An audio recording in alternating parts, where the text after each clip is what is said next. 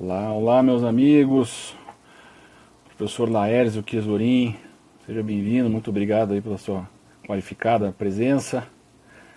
Nosso palestrante, professor Luiz Paulo Costa, já está a postos. Vamos esperar mais um pouquinho só, professor. Assim o pessoal vai ingressando, a gente vai dando tempo para todo mundo tomar ciência aí do início da live. Nós começamos pontualmente e vamos então ver se esse número vai crescendo. Já temos aí 4 pessoas. Renato Portela, obrigado. Professora Vanessa Arnes, muito obrigado. Fernando Blaskowski, nosso querido advogado. Dr. Marcos Cavacin, seja bem-vindo também. Bacana ter a presença de vocês aqui. Eu ia colocar até uma musiquinha, acabei não colocando aqui para fazer um fundo. Eu vejo que sempre esses momentos iniciais das lives são uma carga, né? Todo mundo vai aguardando, enfim. Já vou convidar aqui o professor Luiz Paulo. Ele vai apresentar, antes da sua palestra, vai explicar um pouco dessa pesquisa, como que ela começou. Grande professor, seja bem-vindo. Está me ouvindo? Sim. Muito bem, muito bem. Deixa eu ajeitar minha câmera aqui, que ela está um pouquinho baixa. Agora Olá. a gente vai.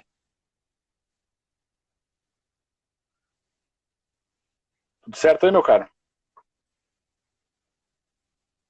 Tá me ouvindo bem?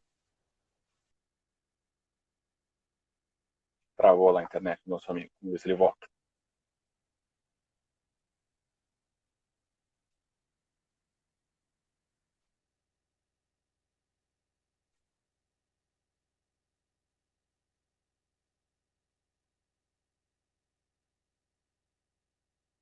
Opa, agora eu tô ouvindo você.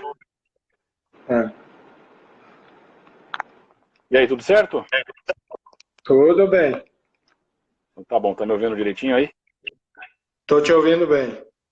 Tá legal. Eu peço aí a todos que estão nos acompanhando que respondam com um sim, se estão me ouvindo bem também, se a imagem está sendo transmitida em qualidade, se vocês conseguem nos ver, por favor, escrevam aí nos comentários.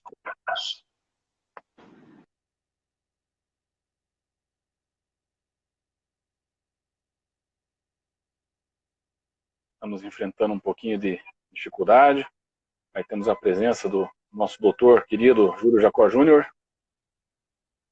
Estiveram ouvindo também, comentem aí, por favor. Maravilha.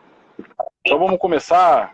Antes de tudo, eu quero dizer que é uma satisfação contar com a presença aqui do nosso professor, doutor Luiz Paulo Costa, advogado, pesquisador aí do tema. Eu quero fazer, antes de passar a palavra a você, professor, eu quero fazer uns agradecimentos, dar as boas-vindas a todos, claro, mas agradecer principalmente o apoio que nós recebemos para a realização dessa live da Associação Paranaense de Direito e Economia, a ADEPAR. Agradeço a todos os meus colegas de diretoria, os associados que nos prestigiam, a Comissão de Gestão Pública, Transparência e Controle da Administração Pública da OAB do Paraná e a Escola Superior de Advocacia da OAB do Paraná, na pessoa do meu querido amigo e nosso comandante, Dr. Francisco Zardo. Muito obrigado por esse apoio. Foi muito importante para nós poder contar com esse apoio da OAB do Paraná. Da mesma forma da ADEPAR, alguns amigos já nos acompanham. Quero agradecer, antes de mais nada, antes de passar a palavra, mais uma vez, ao nosso professor, Dr. Luiz Paulo, advogado da Sanepar, pesquisador na Universidade do Minho, tem se debruçado sobre o tema da governança nas estatais. E, professor, então, nós que vivemos um momento difícil, né, um momento mundial para todos os países afetados pelo Covid-19, nós enfrentamos, então, uma série de questões que vão desafiar a gestão pública como um todo, né? E, como não vai ser diferente, as estatais.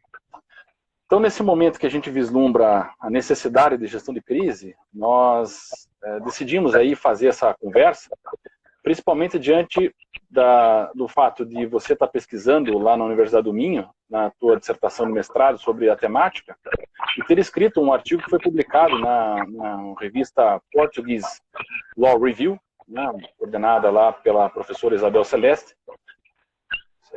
e publicou um tema, então, um artigo, né, que fala sobre essa temática. E eu queria, então, passar a você com essa ideia, com essa intenção, de você explicar um pouquinho como se deu a realização, né, desse intento, como é que estão se desenvolvendo os trabalhos e quais foram aí as conclusões que preliminarmente você já encontrou. Então, te passo a palavra e mais uma vez te agradeço a participação. Olá, aqui para mim é boa noite a todos. Falo aqui de Portugal, da cidade de Guimarães, berço da nação portuguesa. Enfim, eu estou aqui em Portugal faz 2 anos, eu sou advogado da Sanepar, como o Eduardo disse, e para mim é um motivo de muito orgulho ser chamado, convidado por ele para falar para uma plateia tão seleta e tão diversa e tão inteligente, e ser apoiado aí pela ADEPAR, Associação de Direito Econômico e Administrativo, pela ESA, Escola Superior de Advocacia, pela OAB Paraná, nossa OAB Paraná, e agradecer a todos e ao Eduardo, principalmente. Eu estou aqui fazendo um trabalho, um mestrado na Universidade do Minho, um LLM, em Direito dos Negócios Internacional e Europeu. Como eu sou especializado em Direito Administrativo, eu puxei a sarda para minha sardinha, falando em Portugal, tem que ter sardinha. Puxei a sarda para minha sardinha e botei as estatais na conversa. A minha dissertação é sobre como as estatais no Brasil e em Portugal não podem prescindir de governança corporativa para agregar valor às empresas e ao que elas fazem e ao seu intento, que é atender o interesse público. E na nossa investigação, que já está finalizando, eu já estou para depositar a dissertação na universidade, mas o coronavírus veio e bagunçou tudo, e até motivo de muitas temáticas e muitas webinars como esse, o que por um lado é até bom. E vamos entrar no tema. As empresas estatais são, obviamente, um meio do Estado intervir na economia, e elas são criadas com dinheiro público. Aliás, isso é uma coisa que, para mim, aqui eu tenho que citar a Margaret Thatcher, e desculpem a polêmica. Dinheiro público é uma abstração, não existe dinheiro público, existe dinheiro de quem paga imposto. O Estado sobrevive do pagamento de impostos. É ali que ele recebe a sua receita principal. Então, o dinheiro público é o capital social inicial para formar uma empresa estatal. Então, a empresa estatal, ela não pode se dar o luxo de dar errado, porque tem dinheiro público, dinheiro nosso ali. E hoje, qualquer empresa, aliás, sempre, mas hoje, desde os anos 70,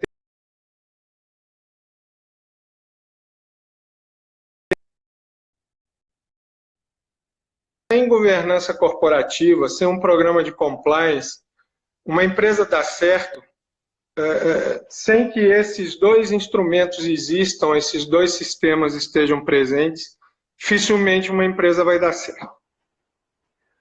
A empresa estatal surge de uma escolha do Estado em se utilizar de um instrumento eminentemente privado, que é o arranjo empresarial, para cumprir uma função pública, para atingir uma finalidade pública. E aí muita gente fala em fuga para o direito privado. Eu diria que houve um tempo que sim, isso era uma fuga para o direito privado, mas hoje eu acho que isso é um namoro do direito público com o direito privado, é um grande encontro, porque a empresa estatal só pode ser criada por obra, arte e permissão do direito administrativo, do regime de direito público, que diz que o Estado, a administração pública, só pode fazer aquilo que a lei lhe autoriza. Então, a lei autoriza que o Estado incorpore uma empresa para, então, cumprir aquela finalidade pública. É o que grandíssimos administrativistas portugueses, o Pedro Costa Gonçalves e o João Pacheco Amorim, chamam de a privatização formal ou a privatização da lei que se pretende aplicar para aquele caso ali das empresas estatais. Então, o Estado se vale do direito privado para atingir finalidades.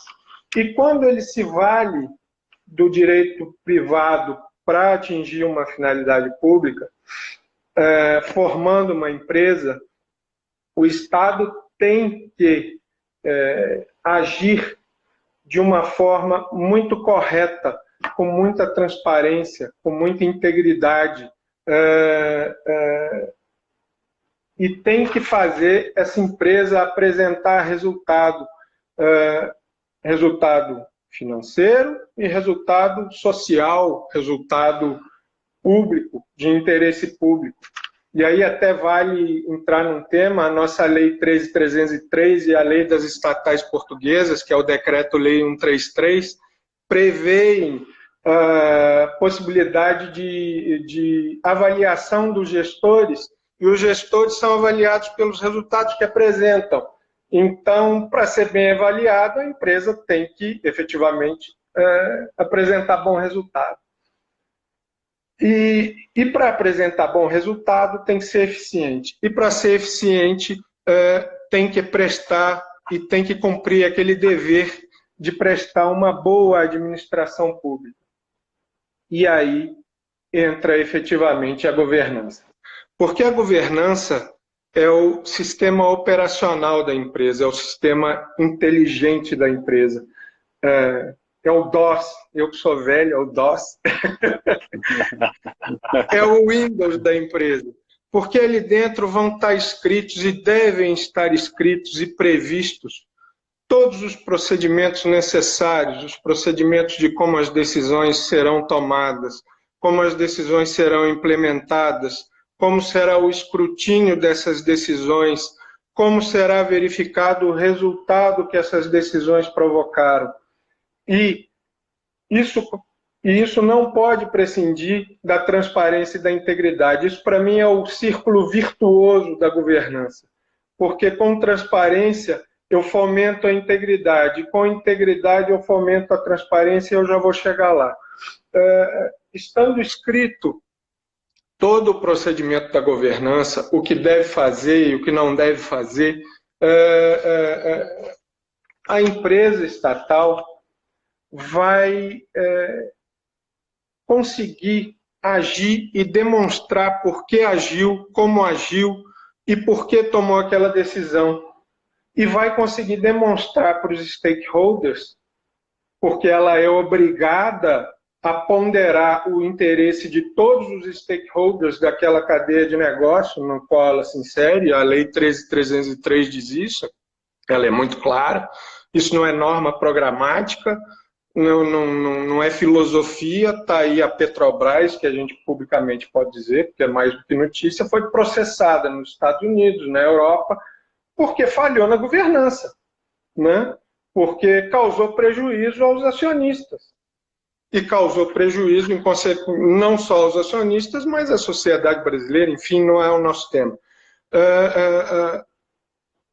A governança permite, então, que os empregados da empresa, os diretores da empresa, todos aqueles que lidam com a empresa, saibam como a empresa vai agir, por que ela vai agir, como tomou aquela decisão. Porque ali já vai estar tudo escrito, previsto, e muito importante, isso tem que estar incorporado. Não adianta a governança ser um quadro com valores, ética, integridade, profissionalismo. Ótimo estar ali escrito na parede, mas se as pessoas que estão ali não acreditarem, o sistema de governança não vai funcionar. Ele tem que estar introjetado na cultura da empresa. E se as pessoas acreditam, elas vão cumprir aquilo. E no momento de crise, em que o mundo é virado de cabeça para baixo, como a gente está vivendo hoje, a governança vem e consegue ser uma boia de salvação nisso tudo, porque as pessoas já têm a forma melhor delas agirem, delas entenderem o mundo, entenderem os processos, perceberem a sua necessidade de atuação para continuar cumprindo aquele desiderato público, aquela finalidade pública para o qual a empresa estatal foi criada e para a qual os empregados e todos ali envolvidos estão ligados, né? E isso é muito importante porque no momento em que a governança está ali posta, ela demonstra o compromisso da empresa em ser efetivamente, e desculpa a redundância, efetivamente eficaz, efetivamente eficiente, porque a doutrina portuguesa também, já me vale dela de novo, porque eu estou há 2 anos estudando a doutrina portuguesa bastante, porque eu tenho que tirar um atraso de 42 anos sem estudar direito português, né? Então, assim, o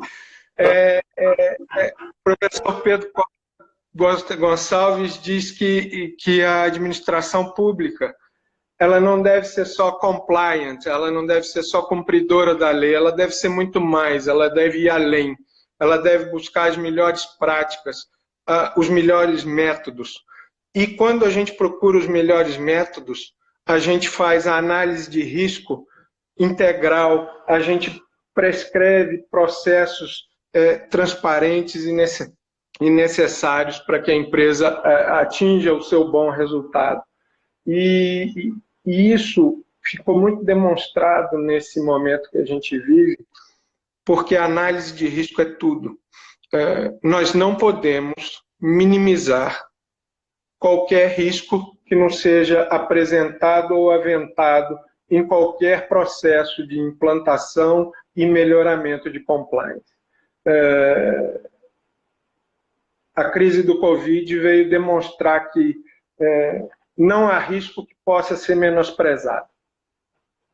E o risco, a análise do risco, é um dos componentes principais da governança. Então, se a gente adotar as melhores práticas dentro da empresa estatal, uma governança boa, inclusive no momento em que princípios constitucionais da administração hoje são mitigados, como a legalidade, enfim, que a gente tem que atender emergências e às vezes passar por cima de alguma formalidade legal ali prevista, a governança depois vai nos dar respostas para corrigir aquilo.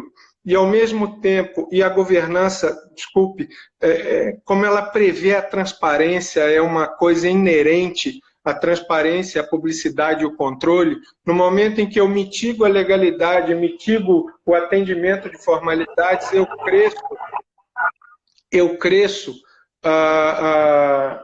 o controle, a necessidade de controle e a necessidade de transparência. Me lembro da professora Adriana Schier falando direito administrativo aqui pelos webinar, que numa época dessa, a administração pública tem que, mais do que nunca, ser transparente, demonstrar os seus motivos, explicar por que deixou de atender essa ou aquela norma em favor da finalidade principal lá na frente, que é de entregar aquele serviço público, de comprar máscara ou ventilador, etc., descumprir alguma formalidade de processo licitatório, porque aí depois o gestor público que segue determinado processo de governança dentro da estatal vai ter como demonstrar que ele fez todo o processo do que a gente chama de Business Judgment Rule, ou seja, ele conseguiu construir um processo decisório em que ele demonstra motivações, demonstra que ele ponderou os interesses dos stakeholders envolvidos, dos acionistas, dos clientes, dos fornecedores, e que ele busca, sim, a finalidade pública que está presente e inserida no objeto social da empresa. E aí, para o futuro, os órgãos de controle, quando vierem fazer a sindicabilidade daqueles atos, eles vão conseguir enxergar que o agente público, ainda que a decisão dele não tenha dado certo, enfim, deu algum problema depois, mas que ele não agiu dolosamente, que ele não agiu de má fé, que ele buscou cumprir todo o processo de governança dentro da empresa, que ele buscou atender aquela finalidade pública a qual a empresa estatal está adstrita. Eduardo, qualquer coisa me interrompa, me diga do tempo, porque o tema a gente vai falando aqui, se deixar, vai até amanhã. Não, fica tranquilo, tá excelente. Então tá bom. Então a gente tem que ter essa noção da governança como uma condição para que a empresa dê certo, para que qualquer empresa dê certo. E a empresa estatal mais ainda, porque ela não é como uma empresa privada que pode não dar certo, um negócio ruim, etc. A empresa estatal, ela não pode se dar ao luxo, como eu disse, de dar errado, porque ela nasceu de uma escolha do Estado para entregar de forma mais eficiente, mais rápida, mais eficaz um serviço público que, de outro lado, se ficasse na administração direta, não seria tão bem atendido. Aliás, vale reportar uma curiosidade aqui. Aqui em Portugal nós temos, um Estado unitário, e aqui existem as empresas estatais do Estado português, né, da nação portuguesa, e existem empresas estatais que são as empresas públicas locais, que os municípios podem se juntar entre si, o município sozinho, etc., e constituir empresa local. A lei que prevê que os municípios podem agir assim, diz expressamente que quando o município decidir incorporar uma empresa estatal, ele tem que provar por A mais B que não existe nenhum outro órgão da administração direta entregando aquele serviço que ele pretende que a empresa faça de forma adequada, eficaz, proporcional e razoável. Porque se existir um órgão da administração direta que o faça, o município está proibido de constituir uma estatal. Veja, é muito mais do que o requisito da segurança pública ou o imperativo de interesse nacional. Há aí um componente de demonstrar a eficiência, de demonstrar que a coisa tem que dar certo, que a empresa estatal deve ser eficaz, que ela tem o dever de prestar a boa administração pública a que todos nós temos o direito de receber. Né? E aí eu falo muito que a empresa estatal, ela não pode, ela tem que ou dar lucro ou evitar o prejuízo. Porque senão eu estou jogando o dinheiro do contribuinte fora. E jogando fora 2, 3 vezes. Porque se é uma empresa estatal que dá prejuízo e ela cobra tarifa, eu vou estar cobrando a tarifa, e o Estado vai ter que fazer aportes nessa empresa estatal para cobrir o prejuízo e ela continuar funcionando. Quando é que o Estado consegue dinheiro? Se nós vamos pagar o imposto e vamos pagar a tarifa. Vamos pagar 2 vezes. O que não significa dizer que a empresa estatal não deva, muito pelo contrário, ela tem que atender requisitos de interesse público, ainda que sejam em lugares deficitários, em serviços deficitários. Mas o gestor público tem que ter em mente que ele não pode se dar ao luxo de gerir uma empresa deficitária, e ele tem que fazer de tudo para prestar o serviço em todos os lugares, para todas as pessoas, mas com requisitos de qualidade financeira e não financeira bastante mensuráveis. Porque numa crise, se eu tenho uma empresa em situação financeira difícil, ela vai tender a ficar mais difícil, né? E o Estado não tem tanto dinheiro assim para sair provendo, ao mesmo tempo, programas de apoio às famílias mais carenciadas e aportar dinheiro em estatal e pagar salário de funcionário público, ou seja, é muita coisa para o Estado resolver. Então, quanto mais a empresa estatal for autossustentável, melhor ela será para a cidadania. Isso, para mim, não tem dúvida. Né? E falando voltando ao tema governança, eu gosto muito de tratar dentro da governança dessas duas questões que são a integridade e a transparência. Professora Ana Flávia Mesa, que é do Mackenzie, de São Paulo, ela tem uma obra muito interessante que trata basicamente do princípio da transparência. É uma obra bastante densa e ela diz que transparência, a transparência, ela é um dever do Estado para construir a confiança da população, da cidadania no próprio Estado. Ou seja, que o Estado demonstra como vai agir, que a estatal, no caso, falando, a estatal, quando é transparente, ela possibilita, ela vai demonstrar como vai agir, vai demonstrar os seus atos, enfim, as suas decisões, e ela vai, ao mesmo tempo, dentro de três aspectos da transparência, que são o legal, o político e o econômico, atender a requisitos assim fundamentais, porque a transparência no aspecto político, ela deve ser uma política pública, de demonstrar confiança, de demonstrar que o Estado age segundo o interesse público e não tem medo de demonstrar isso. No aspecto legal, é o dever constitucional de publicidade, é o dever constitucional de demonstrar que as ações e decisões do Estado são responsáveis, são proporcionais, são racionais e consentâneas com a lei. E o econômico, que é reduzir as assimetrias de informação, um melhor alinhamento de interesses e expectativas, gerando confiança, obviamente, permitindo que, no caso das nossas empresas de economia mista, os investidores saibam onde vão botar o dinheiro, saibam com quem está lidando. Né? E essa transparência é fundamental na governança, porque ela permite uma dialogicidade da empresa com seus empregados e com a cidadania que depende do serviço daquela empresa.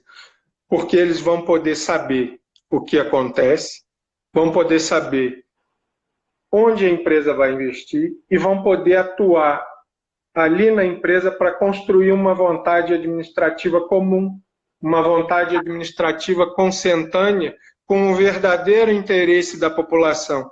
Por exemplo, vamos supor que a Sanepar resolve investir na Rua X, mas a Rua X não precisa tanto investimento assim, e a população daquele local vai lá na Sanepar e demonstra, olha, é melhor vocês investirem na Rua Y, porque a Rua Y é que precisa, ali tem mais casas que precisam de rede de esgoto, de rede de água, tem um hospital que vai ser construído ali.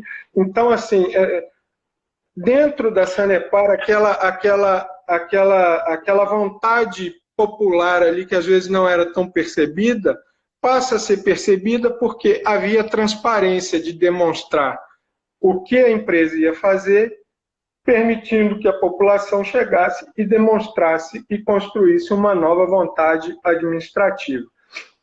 Luiz Paulo, me deixa só fazer um comentário?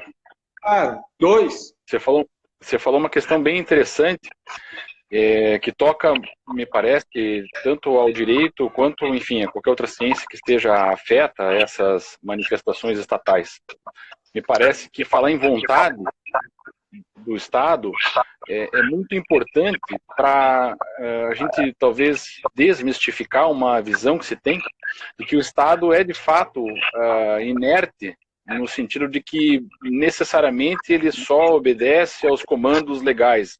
Então a gente afasta necessariamente uma noção de legalidade estrita, né? Como falaram lá no seminário também, o professor Edgar Guimarães falou em vetusta legalidade, para a gente passar a falar em uma noção de juridicidade em que essa juridicidade informa o agir estatal. Então, ou melhor dizendo, a atuação estatal, né, para a gente não entrar numa discussão filosófica. A atuação estatal, ela é necessariamente atrelada ao atendimento de um interesse da coletividade. Isso é público e notório. Mas, bem como você colocou, as estatais, elas manifestam, para além de uma vontade, uma necessidade, um dever de auferir lucro, né? De demonstrar eficiência na sua atuação. E, minimamente, um dos requisitos seria auferir lucro. Lógico, no caso da Sanepar e no caso da Copel, né, as duas maiores estatais aqui do estado do Paraná, elas têm uma atividade, para além de uma atividade econômica, né, no sentido estrito, elas realizam serviço público e precisam atender a toda a população do estado do Paraná. Então isso gera, como bem você falou, uma necessidade de atendimento dessa coletividade. Então a manifestação do Estado, especificamente dessas duas estatais, pode ser que sejam diversas com outras, mas a vontade delas ao atuar na sua esfera econômica tem que ser coincidente com as necessidades coletivas. Bem interessante que você falou. Eu queria só aproveitar esse gancho e devolvo a palavra. Sim. Obrigado. E veja, e quando a gente fala em vontade, parece que é algo assim imperial, né? Estou com vontade de fazer isso e farei. A vontade é aquela história da governança e da construção da vontade administrativa. A vontade do Estado tem que ser motivada, tem que ser demonstrada, tem que ser proporcional, tem que ser razoável. E no caso de uma estatal, ela tem que obrigatoriamente estar ligada à produção de um resultado financeiro e não financeiro. E nesse ponto a lei das SA até permite e deixa claro que o investidor privado numa empresa estatal está ciente que a empresa pode dar um prejuízo aqui, outro ali, desde que este prejuízo esteja fincado, ligado ao atendimento de um interesse público maior do que o simplesmente dar lucro aos acionistas. Lembrando que o acionista principal é o próprio Estado, né? Então, e ele criou aquela empresa estatal para cumprir uma finalidade pública. Então, essa vontade estatal ela tem que ser construída de forma muito transparente, de forma onde a equidade também esteja prevista, ou seja, para levar em conta com igual respeito os interesses dos diversos stakeholders, acionista principal, acionista minoritário, clientes, fornecedores. E eu gosto de usar a palavra clientes aqui, desculpa o parêntese, porque eu cheguei à conclusão que é melhor ser cliente do que ser usuário do serviço público. O cliente é muito mais proativo, ele não só usa, fica aqui esperando o fornecedor me entregar o serviço aqui. O cliente é mais proativo, né? Como diz aqui os nossos patrícios, o cliente tem sempre razão e o cliente o cliente é mais proativo, ele busca mais, ele tem mais mecanismos de reclamação, de escrutínio, enfim, voltando ao tema. O respeito aos stakeholders que a equidade traz, e aí vem junto a questão do accountability e da responsabilidade corporativa, porque uma gestão transparente, ela também é prestadora de contas, porque quem é transparente não tem medo de prestar contas. Quem age com transparência presta contas com tranquilidade, presta contas demonstrando que agiu de boa fé e agiu dentro de parâmetros prescritos e previstos para atingir aquele resultado esperado, sem falar da responsabilidade corporativa, que aí a gente entra na questão mesma da entrega do resultado social da empresa, né? do que as pessoas têm direito de receber daquela empresa. Então, a gente tem que pensar que governança é muito mais do que um código de ética, é muito mais do que um processo empresarial escrito. Governança é um imperativo de eficiência e de consecução do interesse público. E, num momentos como esse, em que a gente precisa de segurança, de confiança, de que o Estado seja um porto seguro de estabilidade, onde a gente possa ter confiança, e eu vejo isso aqui em Portugal, onde há total sintonia entre governo, primeiro-ministro, com o presidente da República, com a Assembleia, enfim, onde há essa capacidade de criar confiança através da transparência e da integridade. Como eu disse, e aqui eu sigo para o final, Eduardo, se eu deixei de falar alguma coisa, se você quiser complementar, transparência e integridade são a chave para qualquer administrador público, e mais do que chave numa empresa estatal, elas duas são fundamentais, inexoráveis. Escolha outro adjetivo impactante que você quiser usar, porque uma empresa que age com transparência, ela age de forma correta, de forma íntegra, ela respeita o dinheiro dos acionistas, ela respeita o dinheiro dos pagadores de impostos, ela respeita os seus clientes que estão esperando um serviço de qualidade,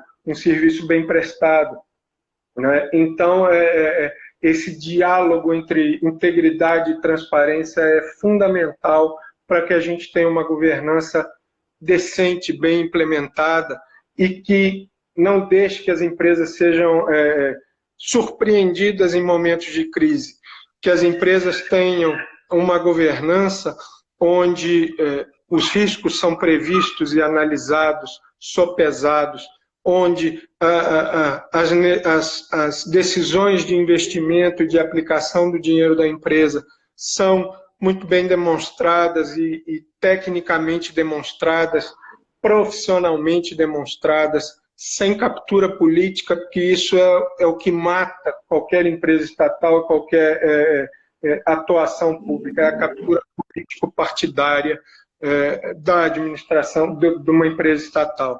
É quando ela esquece, quando o Estado esquece que ele é um acionista, e aqui é grosso modo, me perdoe, é um acionista como outro qualquer, ele exerce o papel de acionista controlador, e ele esquece que ele é só um acionista e passa a querer agir como dono de uma empresa familiar. Isso é terrível, isso é uma sentença de morte para uma empresa estatal. Tá? Então, a integridade e a transparência são fundamentais, e eu sempre lembro daquela música do Capital Inicial, né? O que você faz quando ninguém te vê fazendo? A empresa tem que fazer sempre o certo, ainda que não tenha ninguém olhando, porque algum dia alguém vai olhar. Então é isso, eu queria agradecer a todos vocês. Se alguém tiver alguma pergunta, eu tentei ser rápido, estou sem relógio para ver aqui, mas eu acho que deu para dar uma panorâmica do tema aí, espero que tenha sido proveitoso para todos. Meu caro, foi excelente. Nós estamos agora com 39 minutos e 33 segundos de live. Nós temos aqui um público fiel que tem nos acompanhado. Quero agradecer, então, a presença do professor Eduardo Agostinho, nosso amigo, integrante da diretoria, agora está no Conselho Fiscal da ADEPAR, o doutor Marcos Cavacin, advogado da Sanepar, gerente jurídico, a professora Sabrina Beck, minha colega também de diretoria na ADEPAR. Muito obrigado pela atenção de vocês. O Fernando Blaskovski, advogado da Sanepar, meu amigo Cláudio, a Lúcia Portela, Carlos Javorski, Renata Portela e Felipe Portela, obrigado pela presença de vocês aqui nesse nosso bate-papo. Eu queria aproveitar, meu caro Luiz Paulo, acho que é importante a gente olhar que essas considerações iniciais foram bem relevantes. Acho que vale a pena a gente pensar não mais genericamente, agora especificamente no momento que a gente vive, que ficou bastante clara a importância da governança, uma governança que promova a independência na administração da estatal, né, que permita que a alta administração consiga decidir o melhor para a condução dos negócios da empresa, sem, evidentemente, se preocupar com essa interferência política, que ela é, em grande medida, um fator, vamos dizer assim, de impedimento do desenvolvimento da atividade, né? Então eu fico pensando assim, o Estado ele é um acionista, ele é o controlador, não necessariamente o majoritário, né? No caso das nossas estatais aqui, a Copel e Sanepar, não são mais majoritários o Estado do Paraná como acionista nessas duas estatais. E acho que a grande sacada é como que isso agregou valor e como que essas companhias estão vistas no mercado, considerando principalmente que elas não estão sofrendo isso. A estrutura de governança atual me parece que, se não resolve 100%, conseguiu blindar a administração ao máximo possível, ainda mais considerando a lei das estatais, essa interferência. Então, como que a gente pode analisar, por exemplo, o nosso marco legal, a lei 13.303, trouxe, de fato, valor, agregou valor à atuação das companhias. Eu posso levar em consideração, vou exemplificar um pouco mais a minha pergunta, eu posso levar em consideração que o fato de elas estarem com ações na Bolsa trouxe, sem sombra de dúvidas, um diferencial? Sim, Eduardo, a Lei 13.303, assim, ela foi fundamental para o sucesso o sucesso da governança nas estatais. Primeiro que, assim, ela trouxe a obrigação, o pressuposto do profissionalismo da gestão ao impedir partidos políticos, sindicatos, etc., de fazerem parte da gestão dessas empresas, né? Aquelas obrigações que os gestores não podem ser secretários de Estado, não podem estar ligados à direção partidária ou direção sindical. Isso é fundamental. Sobre a questão do controle, é um conceito muito interessante. Aqui em Portugal, o Decreto-Lei 133 de 2013, ele não fala nunca em majoritário, ele fala em influência dominante, quando o Estado exerce influência dominante. É o que nós temos hoje aí na nossa Sanepar e na nossa Copel. É quando o Estado consegue eleger a maioria dos membros dos conselhos, da diretoria, influi decisivamente no destino da empresa. Agora, a questão de ter ações em bolsa traz para mim a questão do soft law.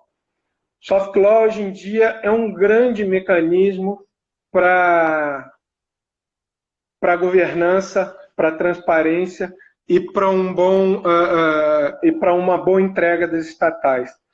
Uma empresa que tem ações listadas em bolsa, como é o caso da Copel e da nossa Sanepar, ela vai ter que atender não só a lei, ela vai ter que atender aqueles requisitos de governança que a Bolsa de Valores do Brasil exige, que a CVM exige.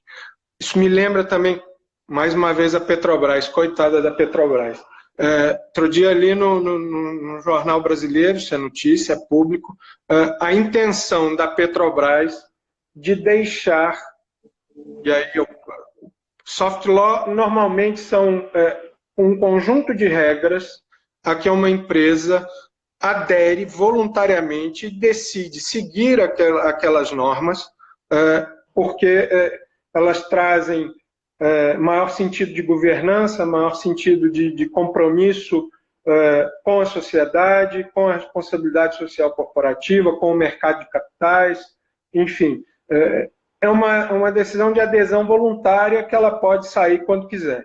A Petrobras diz que vai sair de um regime de governança da B3, porque diz que a lei das estatais e a legislação a que ela está submetida tem requisitos maiores do que o regulamento da Bolsa de Valores. Ótimo, é óbvio que talvez a lei formalmente entendida como lei, passada no parlamento, pode até ter obrigações maiores do que aquele regulamento da Bolsa de Valores.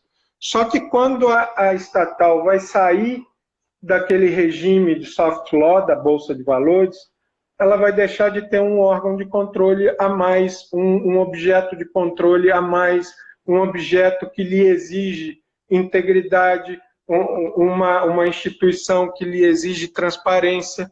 Ela vai deixar de ter mais um tomando conta dela, falando português claro.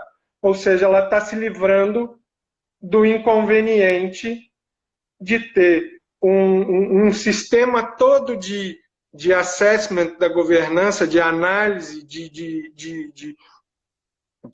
pesquisa e de verificação do sistema de governança interno dela, porque ela diz que só a lei já lhe exige aqueles requisitos. A questão aqui não é o que a lei exige ou deixa de exigir, é como eu disse antes e me recorro mais uma vez ao professor Pedro Costa Gonçalves. A estatal, o administrador público, tem que ser melhor do que o bom. A gente tem que sempre estar com aquele... o cavalo com a cenourinha na frente, assim, sempre indo em busca do melhor. Sempre. A gente nunca vai chegar lá, mas a gente está sempre indo em busca do melhor.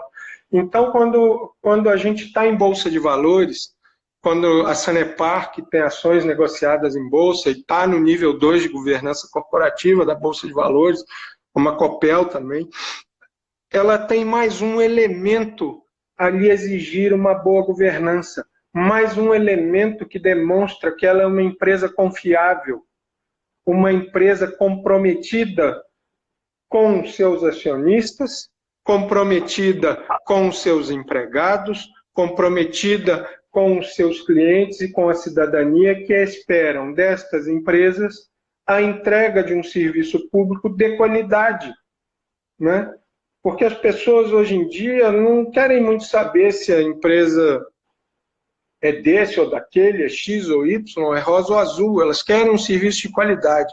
E para ter serviço de qualidade, para ter a entrega necessária e esperada, é preciso ter governança, é preciso ter um sistema de compliance muito bem implementado e que, do presidente ao faxineiro, todo mundo saiba que todo mundo ali está exercendo uma função, mínima que seja, para entregar o serviço público lá na frente.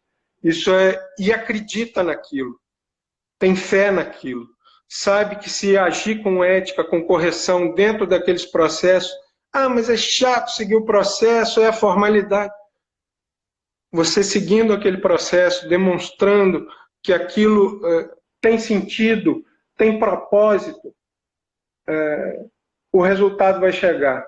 Governança não é caro. Caro é ser incompetente. Caro é ser ineficiente. Perfeito, perfeito, meu caro. Eu queria aproveitar para trazer uma pergunta que nos foi formulada aqui pela Lúcia Portela. Ela pergunta assim, uma pergunta bem interessante.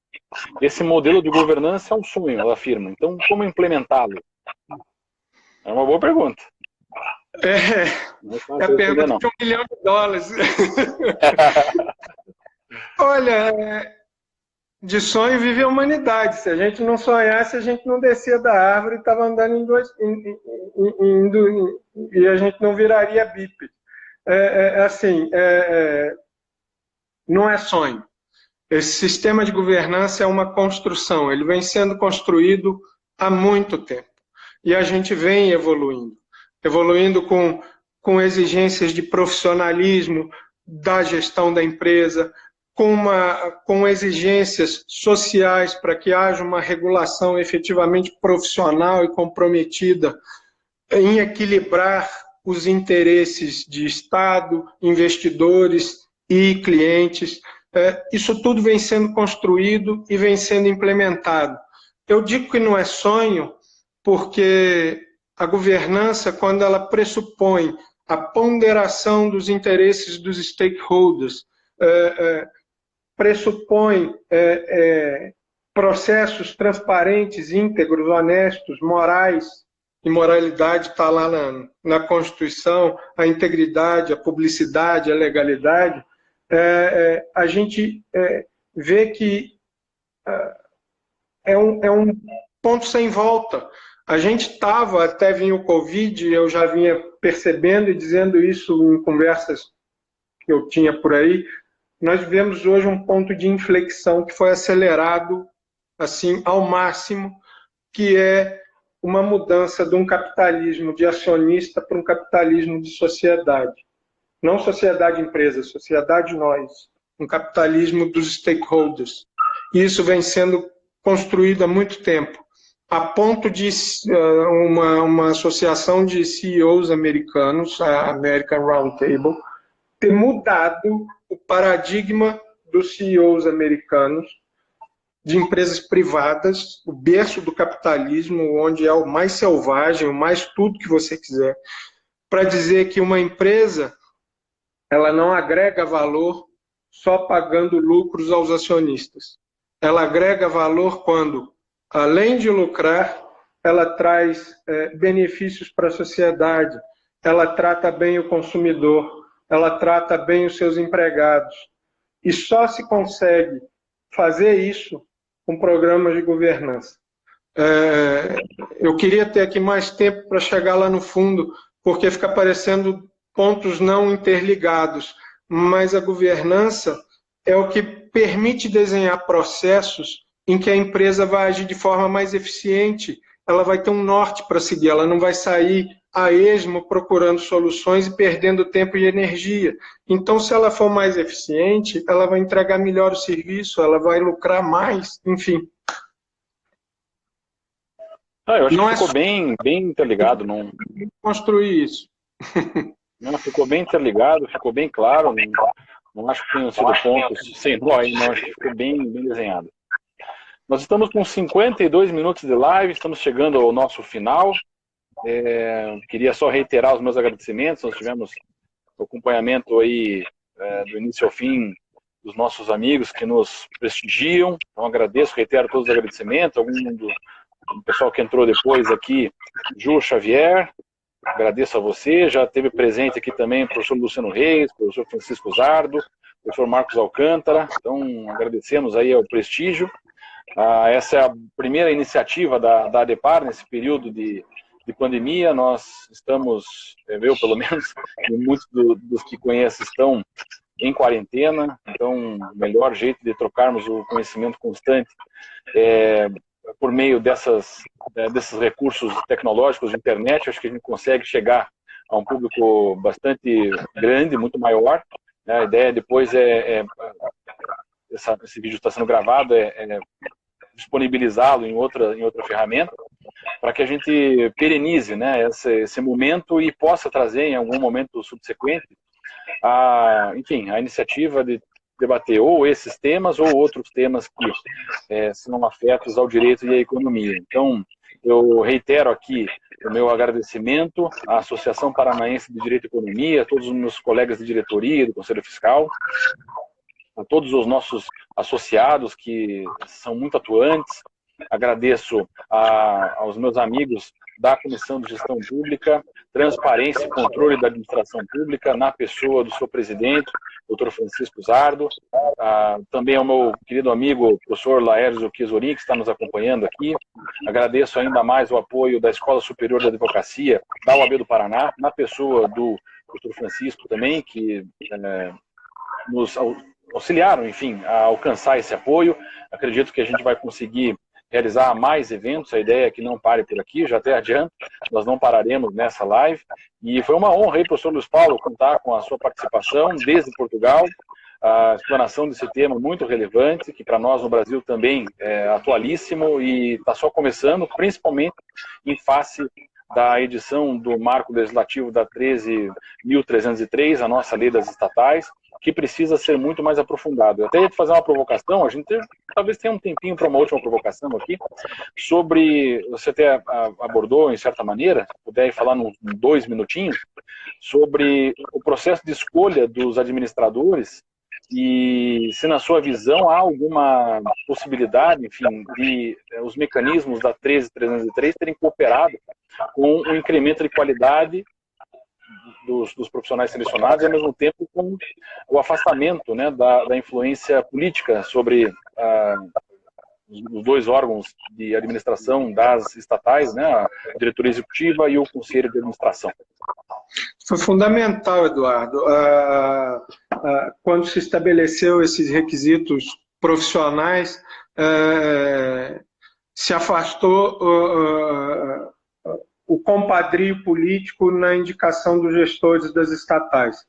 Não estou dizendo aqui que o Estado não deve indicar pessoas alinhadas com o governo de momento, com aquelas políticas públicas de momento, mas que, no mínimo, essas pessoas tenham cabedal técnico, profissional, ético, honesto, um passado, uma vida pregressa sem máculas criminais e administrativas que seja, mas o marco do profissionalismo que a Lei 13.303 trouxe colaborou bastante, colaborou sobremaneira, porque ainda que haja a indicação e, óbvio, a influência dos governos e da ideologia daqueles governos, da condução dos negócios, ela vai estar balizada pelo profissionalismo e pela técnica do gestor, então, indicado para ser eleito pelos acionistas,